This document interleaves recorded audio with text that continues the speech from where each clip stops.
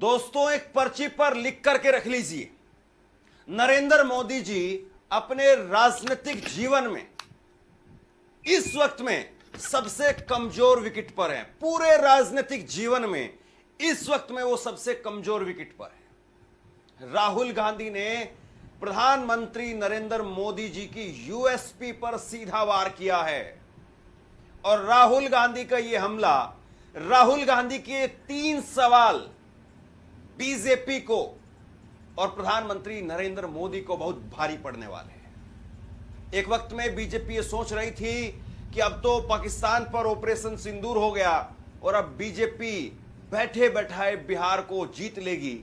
लेकिन अब बिहार छोड़िए, सब कुछ छोड़िए, नरेंद्र मोदी कैसे जवाब देंगे, यह इस वक्त में सबसे बड़ा सवाल है। राहुल गांधी ने प्रधानमंत्री नरेंद्र मोदी की 23 सेकंड की, महज 23 सेकंड की एक वीडियो क्लिप साझा की और इसमें वो पाकिस्तान को लेकर के बोलते हुए सुनाई दे रहे हैं और राहुल गांधी ने इसी को लेकर के सीधे तौर पर प्रधानमंत्री नरेंद्र मोदी को कटघरे में खड़ा कर दिया। राहुल गांधी ने जो ट्वीट किया है वो आप अपनी स्क्रीन पर देखिए।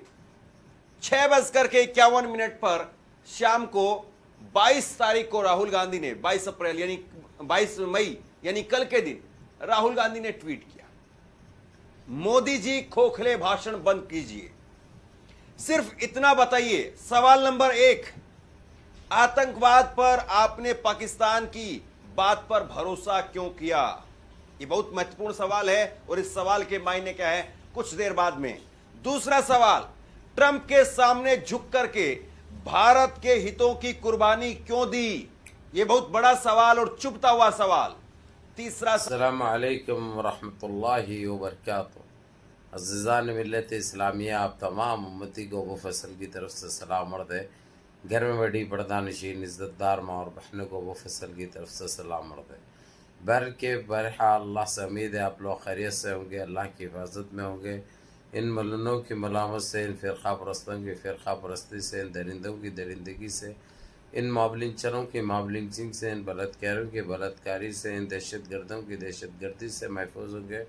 अल्लाह आप लोगों को अपने हिफ्ज़ अमान में रखे, अल्लाह अपनी हिफाजत में रखे, अल्लाह हर आबाद से, हर शर से महफूज रखे। बहरहाल बहरकैफ में अज़ीज़ दोस्तों, मेरे भाइयों, देश के हालात से भी आप लोग वाकिफ़ है और देश के बाहर के हालात से भी आप लोग बचा वाकिफ़ है। सरकार बेइज्जत पे बेइज्जत हो रही है, एनडीए की इज्जत पे इज्जत जा रही है।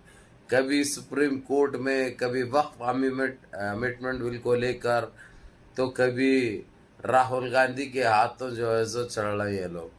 अब जिस तरीके से इन्हें गुमराह करते थे वो गुमराह होने का वक्त ख़त्म हो चुका है। ये एक हकीकत है, ये एक सच्चाई है। मेरे अजीज़ दोस्तों, मेरे भाइयों, मेरी माँ और बहनों, ये देखा आपने 1 मिनट 57 सेकंड का मैंने क्लिप इसलिए रखा कि आप लोग देखो, जानो, समझो। उसके बाद आप लोग खुद फैसला करो कि हमारा देश किस सिमत जा रहा है, ये क्या हुआ है, किस तरीके से हुआ, आखिर क्यों हुआ। ये चीज़ें आप लोगों को खुद ब खुद समझ में आ जाएगी। क्योंकि अपन तो वही बेलगाम है, अपन को कोई लगाम नहीं लगा सकते ना अपने कोई रोक सकते। अपना काम है इनके पर्दे फाश करना और इनको बेनकाब करना, वो तो अपन करते हुए आ रहे हैं और इंशाअल्लाह दुनिया से रुखसत हुए तक करते रहेंगे इंशाअल्लाह। किसी के बाप से डरना अपनी किताब में नहीं है साहब। बहरहाल अभी आपने देखा कि जिस तरीक़े से इन्होंने बिहार इलेक्शन के अंदर वहाँ सभाओं में बिहार इलेक्शन को मद्देनज़र रखते हुए वहाँ के जलसों में इन्होंने बड़े घुमंडी बातें करते गए, बड़े तीस मार खाई बातें करते गए। मैं ये आपको कल की बात बता रहा हूँ मेरे अज़ीज़ दोस्तों, मेरे भाइयों। कल की सभा में इन्होंने इतने बड़े बड़े बातें करे, इतना फेंके है। अब इनके जिस्म में इनके खून नहीं दौड़ लागे थे भाई, रगों में इनके अब सिंदूर दौड़ लागे थे। यानी इतने बड़े बातें करे ना, उसके कुछ घंटों के बाद, समझे, कुछ घंटों के बाद उन्होंने ये बता दिए कि पाकिस्तान को इन्होंने वार्न कर चुके हैं, पाकिस्तान को समझा चुके हैं, पाकिस्तान को वार्निंग दे चुके हैं। अब पाकिस्तान कभी आंख दिखाने की जरूरत नहीं करेगा, हम जैसा बोले वैसा सुनेगा। और जो पाकिस्तान ये कहा है कि हम कभी आतंकियों का साथ नहीं देंगे, कभी आतंकी हमले नहीं होंगे भारत में, और उन्हें बोला एतबार करे, उन्हें बोला सुने और यकीन करे। जबकि पाकिस्तान के बारे में आप लोगों को पता है, एक निहत्ता गिरेबार झूठा इंसान अगर से कोई मुल्क है तो वो है पाकिस्तान। क्योंकि आतंक को फैलाना, आतंक को पनपाना, आतंक को पालना, आतंक की परवरिश करना, ये सिर्फ कर सकता है पाकिस्तान, कोई दूसरा नहीं कर सकता। तो मेरे अजीज दोस्तों, मेरे भाइयों, मेरी माँ और बहनों, बड़ी बड़ी फेंक रहे थे जो इनका काम है, हमेशा फेंकते हैं, बड़ी बड़ी फेंक रहे थे वहाँ पे सभाओं में, जलसों में, बिहार के अंदर। और इनको ये गुमन था कि जिस तरीके से यानी सिंदूर मिशन हुआ था, जैसा इन्हों जाके करे थे, इसलिए इन्हों बैठे जगह बिहार इलेक्शन तो जीत जाएंगे। इनको बहुत बड़ा गुमन था। खैर, उन चीज़ों को छोड़िए।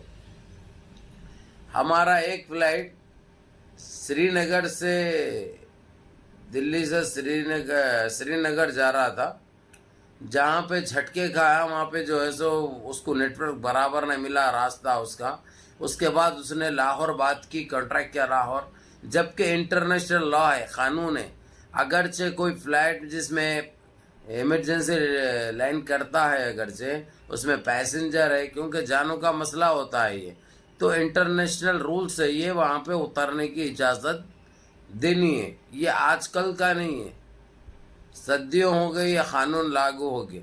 लेकिन पाकिस्तान का लाहौर के जो जिम्मेदारान हैं, उन्होंने उतरने से मना कर दिया, जबकि ये रूल्स में है, पेट्रोल ख़त्म हो जाए या ऊपर अगर से लोगों को कोई रास्ता ना मिले, अगर से कुछ तकनीकी ख़राबी हो, तो बराबर जो करीब है वहाँ पे जो है सब बराबर उतर सकते, बराबर जा सकते और बराबर रनिंग कर सकते और जाने बचा सकते हैं। ये एक रूल्स है। लेकिन इसने साफ वहाँ पे मना कर दिया। मना तो करना दूर की बात है, ये तक कह दिया कि जो है सो हम तुमको इजाज़त नहीं देते। यानी इन्हों वहाँ पे बोल रहे थे बिहार में, हमको आंख दिखाना तो दूर की बात है, हम जो बोलेंगे वो सुनेगा, लेकिन वो अपनी तरीक़े से वो जो औकात है वो जिस तरीक़े से दिखाना है उस तरीक़े से दिखा दिया। अब इसके बाद इसके बरअक्स मैं यही कहूँगा मेरे अजीज़ दोस्तों, मेरे भाइयों, अब इनका फेंकना ख़त्म करना इन्हों ज़रूरी है। और इनको जिस तरीक़े से राहुल गांधी ने जो सवालात किए, वो सवालात क्या करे, मोदी जी अब ये फेंकना बंद करो, तुम अभी तक बहुत फेंक लिए हुए, अब ये फेंकना बंद करो, ये बताओ कि तुम जो है पाकिस्तान बोला ये दोबारा आतंकी हमले नहीं होंगे, तुम यकीन कैसा करे, इसकी क्या गारंटी है। और ये तुम जो फालतू के बातें कर रहे हैं, अब तो कम से कम ये बातें करना बंद करो। कब तक हम गुमराह करेंगे देशवासियों को, कब तक बेवकूफ़ बनेंगे। राहुल गांधी ने उनको इतने आड़े हाथे लिया जिसका जवाब ढूंढते ढूंढते बीजेपी को अभी 1 साल लग जाएगा। बहरहाल मुनज़्ज़म रहिए, मुत्तहिद रहिए, अपनी सफ़ों में इत्तेहाद बरकरार रखिए, नमाज़ों की पाबंदी करिए, माँ बाप की खिदमत करिए, बड़ों के अहकाम पे अमल करिए। अस्सलाम वालेकुम।